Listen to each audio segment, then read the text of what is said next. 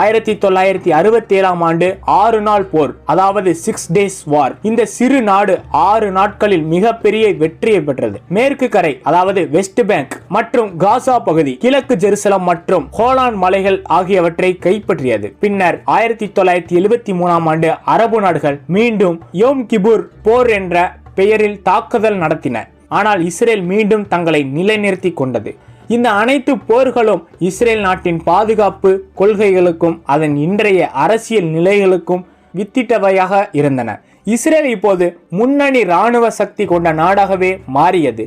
நவீன காலத்தில் போர்கள் முடிந்தாலும் இஸ்ரேல் நாட்டின் பயணம் நிறைவடைந்ததில்லை, அது ஆரம்பம்தான் என்றும் சொல்லப்படுகிறது. இந்த சிறு நாடு மிக வேகமாக தொழில்நுட்ப முன்னேற்றத்தை அடைந்தது.